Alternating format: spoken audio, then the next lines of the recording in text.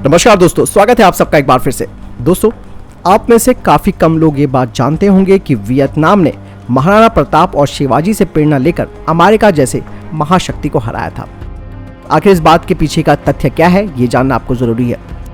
हालांकि यहाँ पर मैं कहना चाहूंगा कि कुछ लोगों को ये बातें अटपटी लग सकती हैं, जो कि तथ्यों का उदाहरण मांग सकते हैं। ये वही बात होगी जैसे कि हम महाभारत और रामायण के लिए एविडेंस यानी कि तथ्यों की बात कहते हैं। लेकिन ये बात सच है कि वियतनाम जैसे एक छोटे से देश ने अमेरिका को शिवाजी और महाराणा प्रताप की प्रेरणा को लेकर इनको हराया था। दरअसल दोस्तों, वियतनाम और अमेरिका की जो ये लड़ाई थी वो करीबन 20 सालों तक चली और इसमें अमेरिका पराजित हुआ और ये लड़ाई दिसंबर 1956 से लेकर अप्रैल 1975 तक चली। ये जंग नॉर्थ वियतनाम और साउथ वियतनाम के बीच शुरू हुई थी, क्योंकि साउथ वियतनाम की ओर से कम्युनिस्ट विरोधी अमेरिकी और उनके सहयोगी लड़ रहे थे।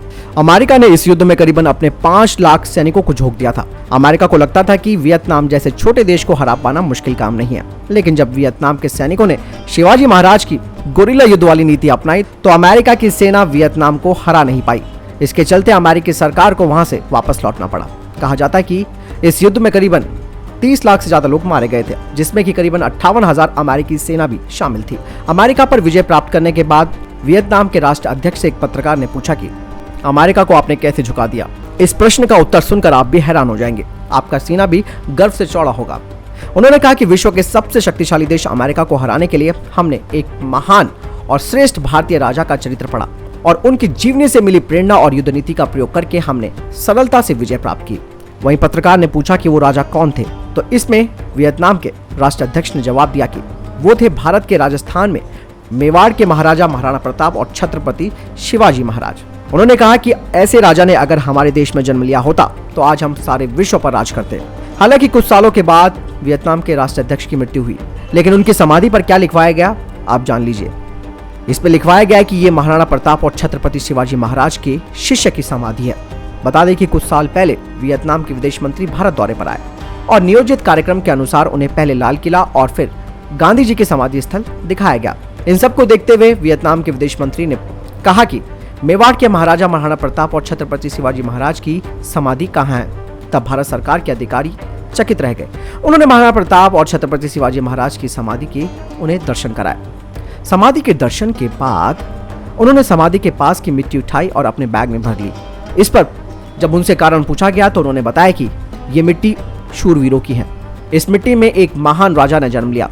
ये मिट्टी मैं अपने देश की मिट्टी में मिला दूंगा ताकि मेरे देश में भी ऐसे ही वीर पैदा हों और मेरा ये राजा केवल भारत का गर्व न होकर संपूर्ण विश्व का गर्व होना चाहिए। लेकिन दोस्तों, इन सभी बातों पर कई लोग यकीन नहीं करते हैं। कुछ लोग ये समझते हैं कि ये खाली किताबी ज्ञान है या फिर अपने आप से बनाया गया ज्ञान है, जिनके बारे में कहा जाता है कि ये अफवाहें हैं, जो कि इस बात का भी प्रमाण चाहते हैं कि क्या वाकई में ऐसा हुआ था। लोगों को इसके लिए दस्तावेजों की जरूरत पड़ रही है।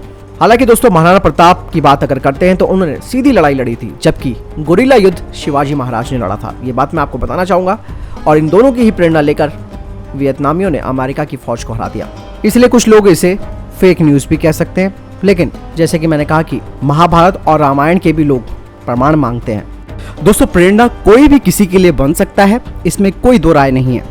भले ही हमारे पास इसके आधिकारिक तथ्य ना हो, लेकिन गोरिल्ला वार के जनक कौन कहे जाते हैं ये बात आप सब जानते हैं। दूसरी सबसे महत्वपूर्ण बात यह है कि बीच में एक फोटो भी वायरल हो रही थी, जिसमें ये कहा जा रहा था कि वियतनाम में शिवाजी महाराज की प्रतिमा लगी है। लेकिन भले ही ये प्रतिमा दूर से शिवाजी महाराज की लगती हो, लेकिन सच्चाई में ये उनके 15वीं सदी के कोई महान राजा की मूर्ति है, जिसे कि वियतनाम ने लगा रखा है। कहाँ पर विश्वास करना है और कहाँ पर नहीं करना, लेकिन इतना है कि हमारे देश ने वीर योद्धाओं को जन्म दिया है और कोई इस बात को माने या ना माने, ये प्रेरणा के स्रोत हमेशा हमारे ये वीर योद्धा बनते रहेंगे। आपको क्या लगता है कमेंट सेक्शन में लिखकर जरूर बताएं।